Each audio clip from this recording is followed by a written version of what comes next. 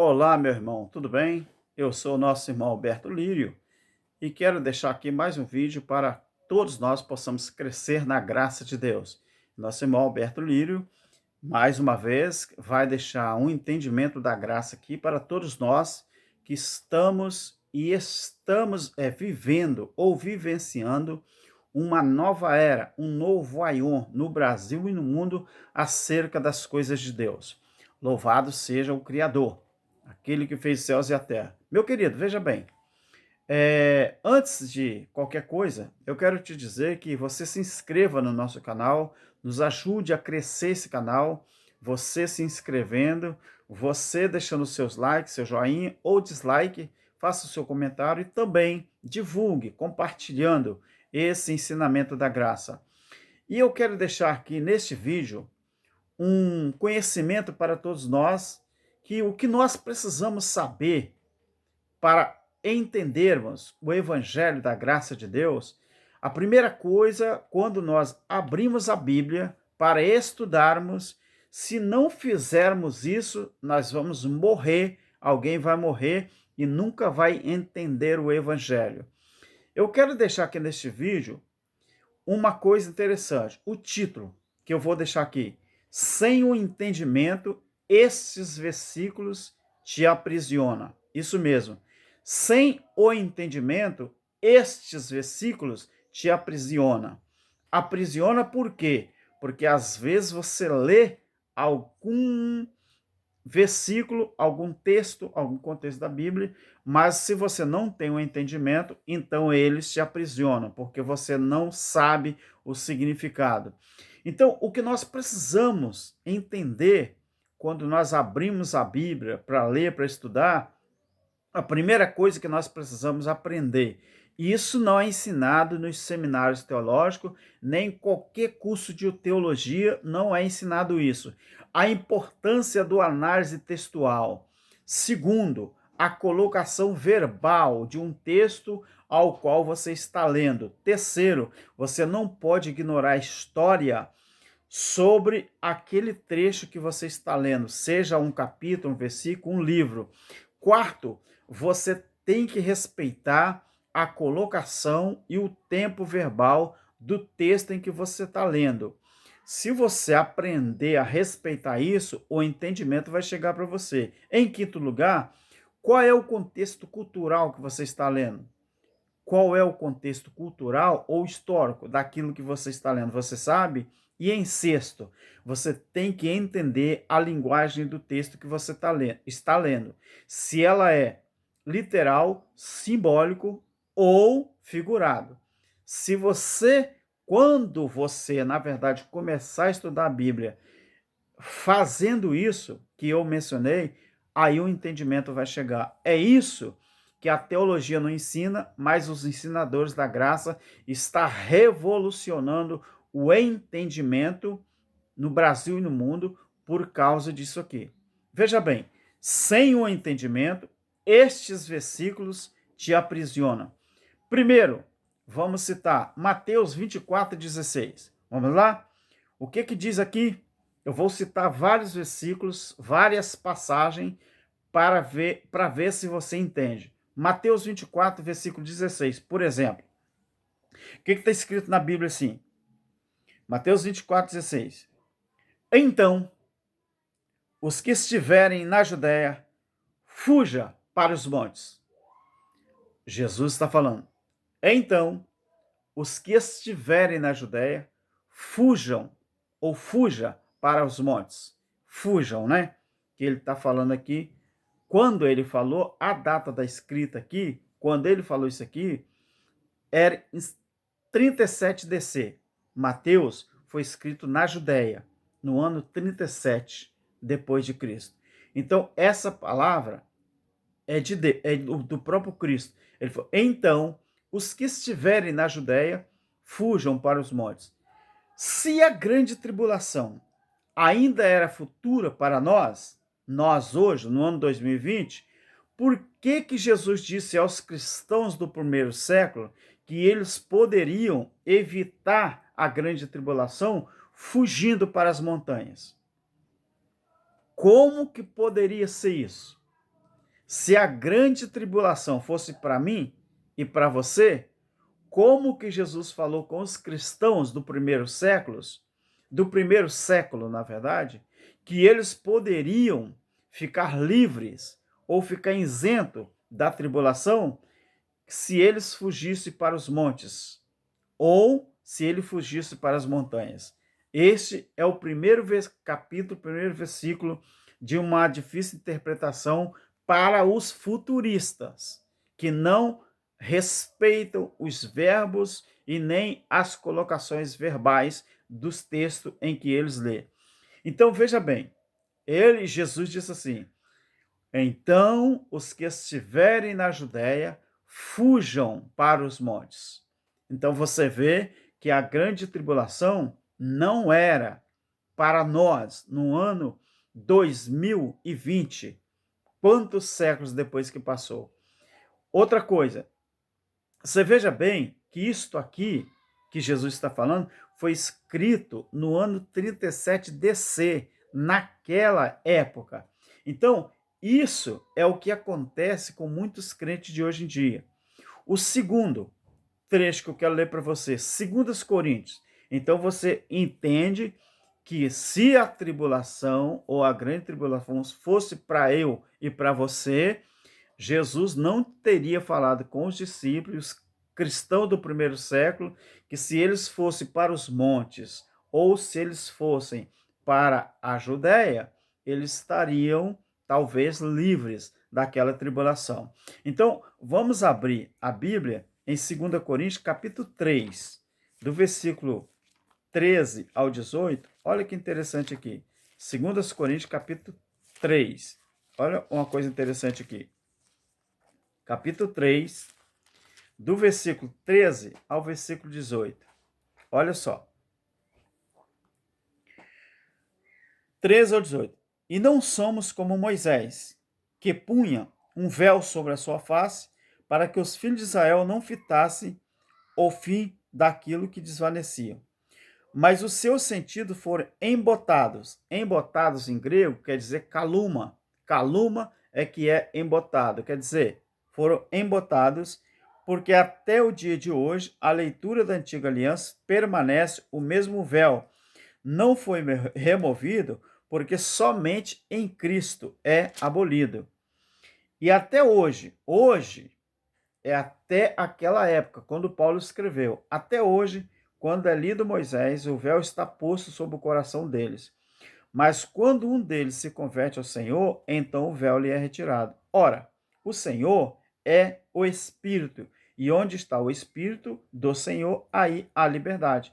Mas todos nós, versículo 18, nós, ele se inclui no texto. Nós, ele está falando que é a primeira pessoa do plural. Ele fala assim, mas nós, ele se inclui no texto, com o rosto descoberto, refletindo a glória do Senhor, somos transformados de glória em glória, na mesma imagem como pelo Espírito do Senhor. Então, a primeira característica e a primeira evidência, quando um crente se convertia lá na época em que Paulo escreveu isso, era o quê? Mas quando um deles se converte ao Senhor, versículo 16, então o véu lhe é retirado. O que isso quer dizer então, meus queridos? O véu era retirado. Deu para você entender por que então que o véu do templo rasgou de alto a baixo? A primeira evidência que Paulo está falando aqui, a primeira evidência de quando alguém se convertia naquela época era o quê? O véu era retirado do seu rosto. Então, o que acontece? Hoje, na graça de Deus, quando uma pessoa, vamos dizer assim, ele começa a compreender o evangelho da graça de Deus, ele começa a cair as escamas, começa a cair, então, o quê? O véu que está no seu rosto, as escamas que estão nos seus olhos. Então, quer dizer, o véu retirado deu para você entender por que o véu do templo rasgou de alto a baixo. O que é o véu hoje? O que é o véu que está na face das pessoas hoje? Vamos ver? Hebreus capítulo 10, o versículo 17 e o 18. Hebreus capítulo 10, versículo 16 e 18. Vamos ver o que diz aqui. Hebreus capítulo 10, o versículo 16 ao 18. Olha o que fala aqui. Esta é a aliança que farei com eles depois daqueles dias, diz o Senhor. Porei as minhas leis em seus corações e as escreverei em seu entendimento. E então acrescenta: e jamais me lembrarei dos seus pecados e das suas iniquidades. Ora, onde há remissão do pecado, não há mais oferta pelo pecado. Então, o que é o véu nos nossos dias de hoje? O entendimento.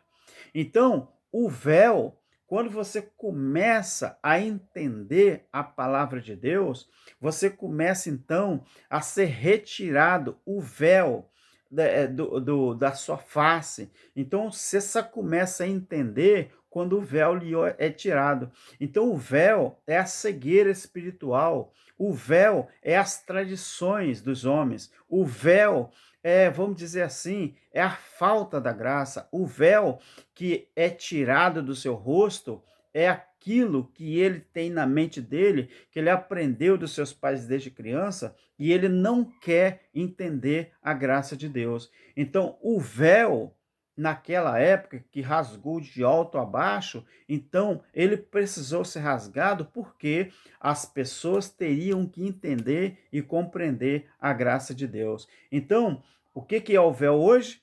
Então, o entendimento, quando chega, então a cegueira espiritual ela cai.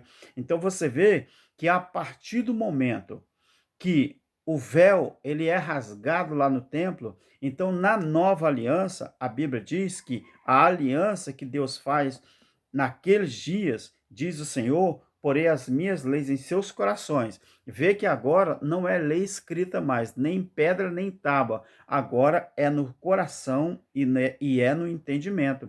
E ele não lembra mais do pecado das pessoas. Isso são trechos da Bíblia para quem não tem o entendimento da graça, é difícil mesmo de entender, é difícil de compreender. Agora, você veja bem, meus queridos, sem o entendimento, estes versículos, ele aprisiona as pessoas tamanho que fica difícil até de você entender a graça de Deus. Vamos a Lucas, o capítulo 24, Lucas capítulo 24, vamos dar uma olhadinha aqui. Lucas capítulo 24 é outro trecho que eu quero ler, que é difícil das pessoas que não têm o entendimento entender. Lucas capítulo 24, versículo 44 ao 49. Olha o que diz aqui. Jesus lhes diz: são estas as palavras que vos falei, estando ainda convosco, que era necessário que se cumprisse tudo o que de mim estava escrito na lei de Moisés, nos profetas e nos salmos. Então lhes abriu o entendimento. Então lhes abriu o entendimento para compreenderem as escrituras. Olha o que diz, vamos entender aqui. E disse: eis o que está escrito: o Cristo padecerá e ao terceiro dia ressurgirá dentre os mortos. E em seu nome se pregará o arrependimento e a remissão dos pecados em todas as nações, começando por Jerusalém. Então você veja bem que quando Cristo cumprisse tudo que estava escrito na lei de Moisés, nos profetas e nos salmos, o que ia acontecer? O entendimento das pessoas iria chegar. Então, o entendimento, quando fosse aberto, eles abriam o entendimento para compreender as escrituras. Então, quando o entendimento fosse aberto, as pessoas iam se dar conta que aquelas profecias, tudo que foi vaticinado para o juízo, era para aquela nação, era para a nação de Israel, e não para o mundo inteiro. Vamos olhar aqui ainda, 1 João, capítulo 5, versículo 20. 1 João, capítulo 5, versículo 20. Vamos ver o que diz aqui. 1 João, capítulo 5, e o versículo 20. Olha o que diz aqui. 20. Também sabemos que o Filho já veio e nos deu entendimento para conhecermos aquele que é verdadeiro. e estamos naquele que é verdadeiro, isto é, em seu Filho Jesus Cristo. Ele é o verdadeiro Deus e a vida eterna. Então, tem muita gente esperando ainda Cristo voltar para que possa ter ou obter a vida eterna. Vem cá, mas a Bíblia não está dizendo que também sabemos que o Filho já veio e nos deu entendimento. Quando o Filho veio, a manifestação, a parúzia, no ano 70, que aconteceu em Israel, então ele veio, a manifestação aconteceu, ia acontecer, que aconteceu no ano 70. Então, a partir do momento que ele veio, ele abriu o entendimento para que todos pudessem conhecer que ele era o verdadeiro. E ele fala aqui, João, e estamos, não vamos estar.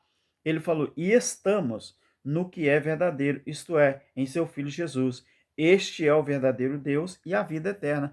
Então, nós já vivemos uma vida eterna. Nós não temos que esperar um Cristo para ainda voltar literalmente para que possamos, então, confirmar nossa salvação. Não, não é isso que a Bíblia diz. Fala que ele já veio e nos foi aberto o entendimento para que compreendêssemos isso. Então, veja bem que a Bíblia é muito clara. Então, meus queridos, sem o entendimento, esses versículos, eles te aprisionam.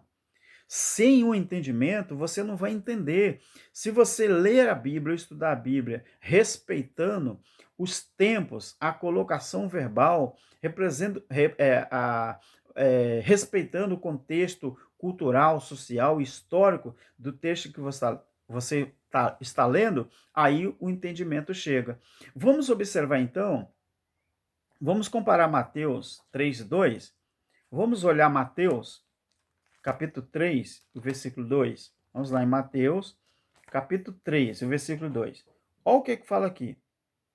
1 e 2. Naqueles dias apareceu João Batista pregando no deserto da Judéia e dizendo: arrependei-vos, pois está próximo o reino do céu. João Batista, no início aqui, quando começou a ser escrito, Mateus, ele diz: arrependei-vos, pois está próximo o reino dos céus. João Batista estava falando que o reino de Deus estaria próximo. Então vamos comparar Mateus 3:2 com Mateus 12, o versículo 28 e 29. Vamos ver. Mateus 12, 28 e 29. Olha só, vamos comparar. Mas se eu expulso, Jesus está falando, mas se eu expulso os demônios pelo Espírito de Deus, certamente é chegado a vós. Vós aqui é vocês lá no passado. Vós no presente que Jesus usou é vocês. Eu posso falar vocês ou eles. Eram eles. Então, mas se eu expulso os demônios pelo Espírito de Deus, certamente é chegado a vocês o reino de Deus. Então Jesus está falando que o reino de Deus já tinha chegado, já tinha se manifestado a eles. O verso 29. Ou como pode alguém entrar na casa do valente e roubar os seus bens, se primeiro não amarrá-lo, saqueando então a sua casa? Dá para você compreender isso aqui, ou entender isso aqui? O que quer dizer isso aqui, meu querido? O que quer dizer isso aqui? Jesus, no versículo 29, ele está falando: como pode alguém entrar na casa do valente e roubar os seus bens, se primeiro não amarrá-lo, saqueando então a sua casa? O que Jesus está falando aqui? O seu entendimento, vê se você alcança isso.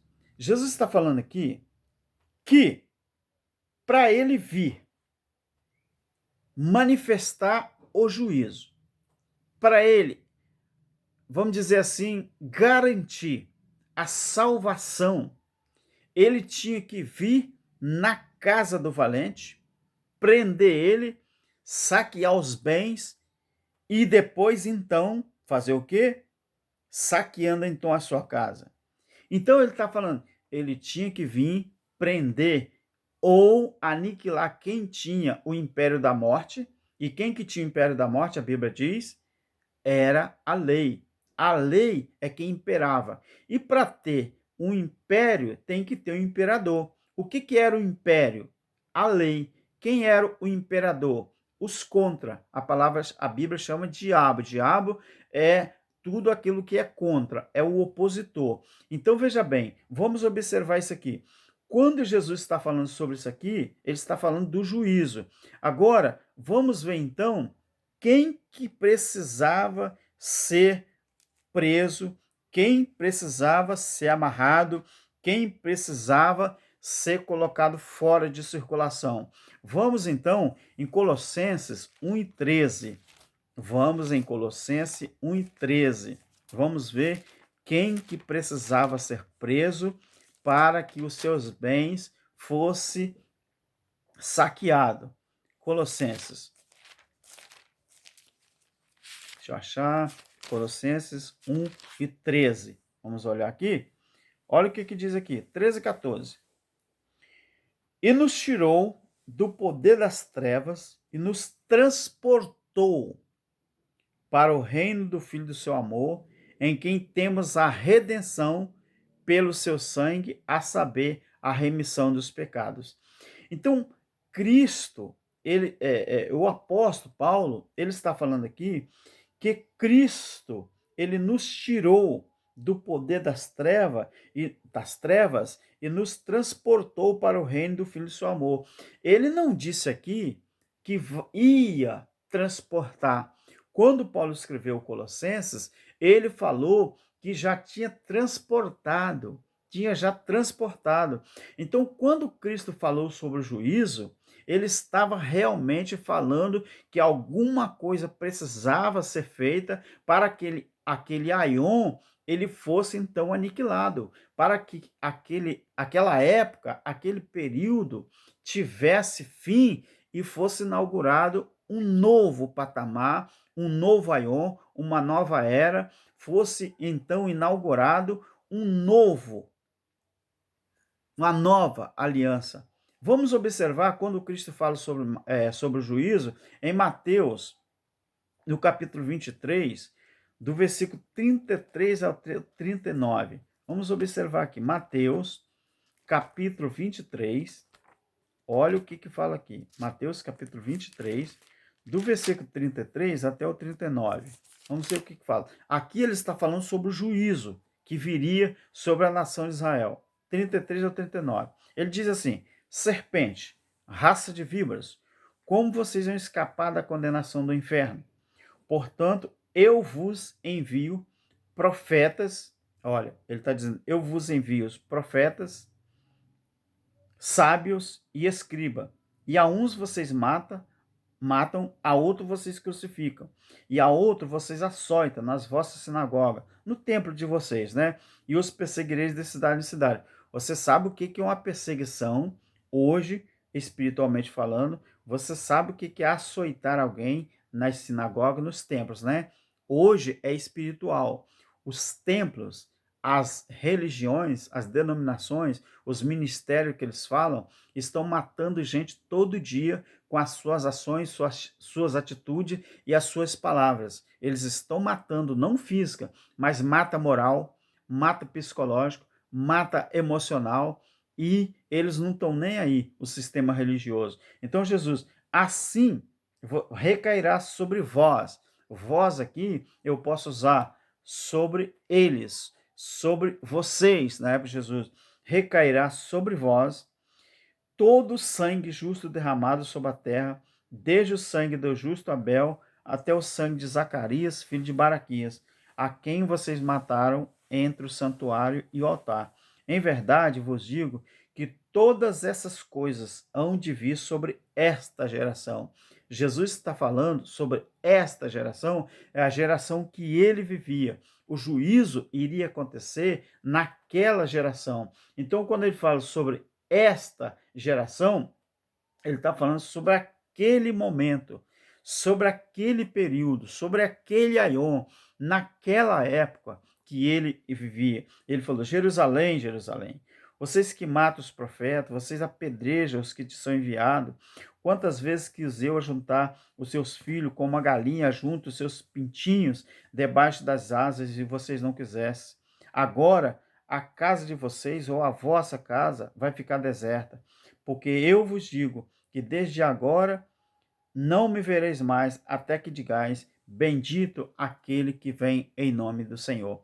Na manifestação de juízo, isso tudo aconteceu. Então, quando você lê respeitando a colocação e o tempo verbal, você começa a ter uma compreensão. Então, você vê Mateus 24, do 33 ao 34. Mateus 24, olha o versículo 33 e 34. Jesus fala assim: igualmente vós, quando virdes todas essas coisas, sabei que ele está próximo às portas. Em verdade vos digo que não passará esta geração sem que todas essas coisas aconteçam.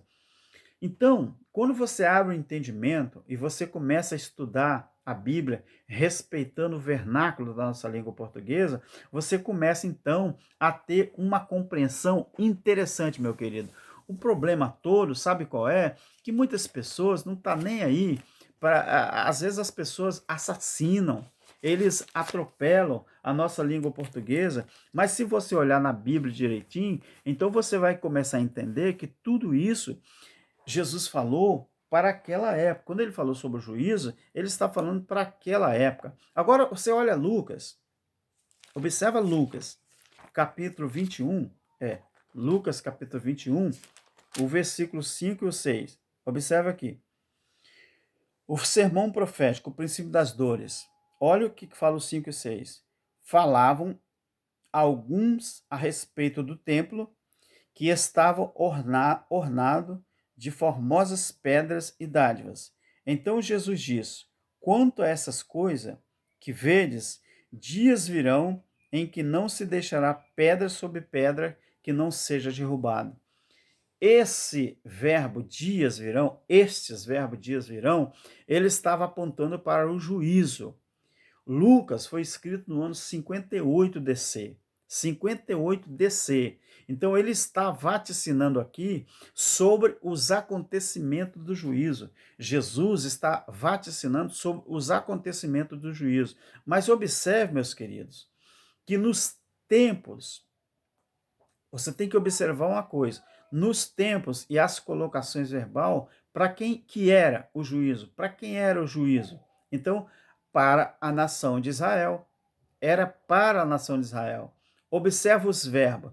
Toda vez que você lê a Bíblia ou você estude a palavra, você tem que observar os verbos, por exemplo, vós, vossos, haveis, sereis. Então você tem que observar isso tudo. Do contrário, você não vai entender nada, nada, nada. Observa o verso 20 e o 21, do mesmo capítulo 21 de Lucas. O 20 fala assim: quando virdes Jerusalém cercada de exércitos, melhor, sabereis que é chegada a sua desolação.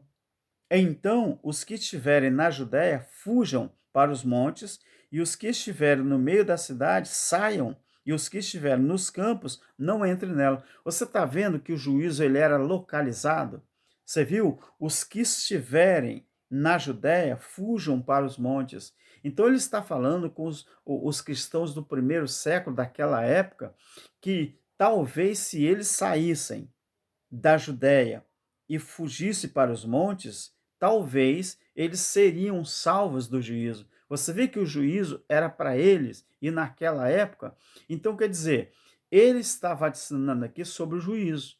Então, se você observar bem direitinho, esse versículo 20 está falando sobre desolação. Qual a desolação que ele está mencionando aqui que iria acontecer em Israel, então? Vamos observar Daniel, capítulo 9. Vamos a Daniel, no capítulo 9. Olha o que diz aqui. Daniel, capítulo 9, o versículo 2 e o versículo 6. Vamos ver o que diz aqui. Lá em Lucas falou sobre desolação, não é? Então vamos ver o que diz, capítulo 9, o versículo 2, fala assim: no primeiro ano do seu reinado, eu, Daniel, entendi pelos livros que o número de anos de que falou o Senhor ao profeta Jeremias, que havia de transcorrer sobre as desolações de Jerusalém, era de 70 anos. Você viu que a mesma desolação que está lá em Lucas está aqui em Daniel? Você viu que Daniel ele está apontando para o juízo que iria acontecer no ano 70 DC também. Olha o verso 6. E não demos ouvidos aos teus servos, os profetas, que em teu nome falaram os nossos reis, nossos príncipes e nossos pais, como também a todo o povo da terra. Então você observa aqui que nós, o povo de Deus, hoje, os filhos de Deus, no ano 2020, não temos nada a ver com aquele Aion que passou no juízo, no 70 DC. Então, se você observar o verso 11 e o 12 do mesmo capítulo 9 de Daniel, fala assim: sim, todo o Israel transgrediu a tua lei, desviando-se para não obedecer à tua voz, por isso a maldição, o juramento que está escrito na lei de Moisés, estava escrito que haveria de vir um juízo. Servo de Deus se derramou sobre nós. O juízo que estava escrito na lei de Moisés, que deveria acontecer sobre aquela geração, aconteceu. Daniel, que está falando isso aqui, se derramou sobre nós. Nós quem? Eles. Então, ele fala assim, porque pecamos contra ele. Agora, olha o versículo 12 do capítulo 9 de Daniel. Ele confirmou a sua palavra, que falou contra nós aqui é eles, que falou contra nós e contra os nossos juízes que nos julgavam, trazendo sobre nós, eles, um grande mal. Nunca vi, debaixo de todo o céu, aconteceu como em Jerusalém. Ah, não aconteceu não? Será que não aconteceu mesmo? Mas não foi a mesma palavra que Jesus falou assim, olha, o mal que vai acontecer em Israel, no juízo, na manifestação do Filho do Homem, nunca houve antes, nunca teve e nem jamais haverá depois desse. Daniel, ele está falando antes de Jesus, e Jesus, ele repetiu a palavra que Daniel falou, as desolações, que não haveria de acontecer, nunca tinha acontecido e nem jamais aconteceria um mal daquele tamanho, daquela proporção. Agora vamos observar, meu querido, também Daniel, você vê que no versículo 24, o 24 do capítulo 9, olha que interessante. 70 semanas estão determinadas sobre o teu povo e sobre a tua santa cidade, quem era a cidade? Jerusalém, para fazer cessar a transgressão. Olha só, que já estava profetizado que o juízo iria acontecer e dar fim aos pecados. Por que, que o pecado precisava ter fim? Para expiar a iniquidade e trazer a justiça eterna. A partir do momento que o juízo aconteceu, então a justiça eterna já está operando. Ela não vai operar e nem vai acontecer, ela já está operando. E selar a visão e a profecia para ungir os santos dos santos. Então você veja bem, meu querido, em Hebreus, vamos comparar isso aqui, Daniel 9, 24, com o quê? Com Hebreus, capítulo 12, 13 e 15.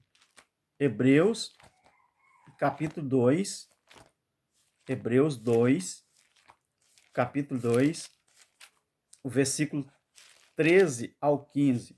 Vamos ver se confere? Esse pecado precisava acabar, não precisava? Essa transgressão precisava ter fim, não precisava? Então vamos ler 13 ao 15, Hebreus 2, 13 ao 15. E outra vez, porém nele é minha confiança, eis-me aqui aos filhos que Deus me deu. Portanto, visto que os filhos participam da carne e do sangue, também ele, Cristo, o pronome ele é Cristo, participou das mesmas coisas para que, pela sua morte, ele aniquilasse quem tinha o império da morte. Aonde tem o império, tem o imperador. Quem era o imperador da morte era a lei, isto é, o diabo. Diabo aqui é alguma coisa ao contrário, é um opositor.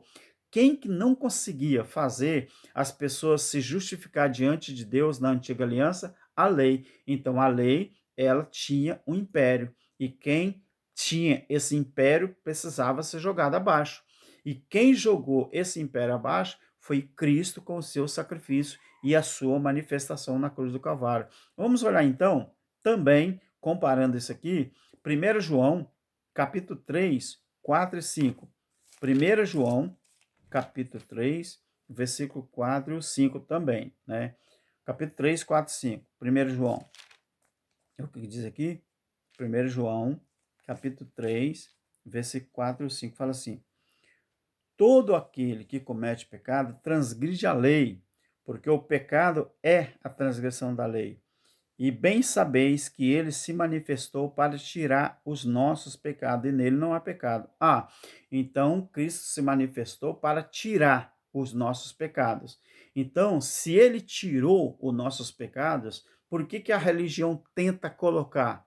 Se aquele aion acabou na manifestação do Filho do Homem, né, de Mateus capítulo 16, o versículo 27 e 28, a manifestação aconteceu. Então, se a manifestação aconteceu, nós temos certeza e convicção que os pecados exterminaram, foram o fim. A Bíblia fala em Daniel capítulo 9, o pecado tinha que cessar a transgressão e o pecado tinha que ser aniquilado. Vamos observar também, nós temos que ver, e além de 1 João 4, 5, vamos observar o versículo 8. Olha o que diz o versículo 8. Quem comete pecado é do diabo, porque o diabo peca desde o princípio. Para isto foi que o Filho de Deus se manifestou, para destruir as obras do diabo. Então, destruiu ou não destruiu? Se o versículo 4 e 5 fala que ele se manifestou para tirar os pecados, porque nele não é pecado, o versículo 8 fala que ele se manifestou para tirar ou para destruir as obras do diabo. Então, meu querido, nós já reinamos em vida. Nós já reinamos em vida. Nós não vamos reinar, nós já reinamos. Como que nós já reinamos em vida? Se você observar, Colossenses, o capítulo 1, deixa nós olharmos aqui, nós já estamos quase no finalzinho deste vídeo. Colossenses capítulo 1, o versículo 12 e o 14. Olha o que fala aqui. Capítulo 1 de Colossenses, o 12 ao 14. Damos graças ao Pai, que nos fez idôneos para participar da herança dos santos na luz e que nos tirou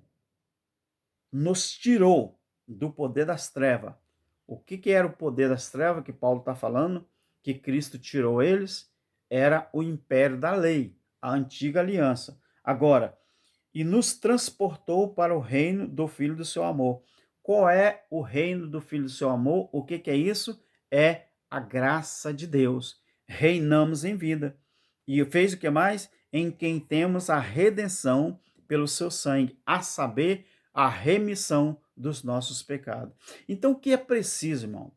Meu querido, o que é preciso fazer para você ter um entendimento da graça de Deus? É preciso você estudar a palavra de Deus. Você é preciso estudar a palavra de Deus respeitando tudo isso que eu te falei. Porque, do contrário, você nunca vai entender a palavra de Deus. E eu quero te deixar aqui um conselho. Eu quero te deixar um conselho. A graça de Deus, meu querido, a graça de Deus, ela tem que ser maior do que a condenação. Se não for, a cruz, ela foi menos do que o meu pecado. Se não for, Jesus não é o cordeiro que tira o pecado do mundo. Não é? É verdade? Então, os homens, eles estão vivendo a própria insanidade, a insanidade da sua loucura. Mas Deus já reconciliou consigo o mundo. Deus já fez isso.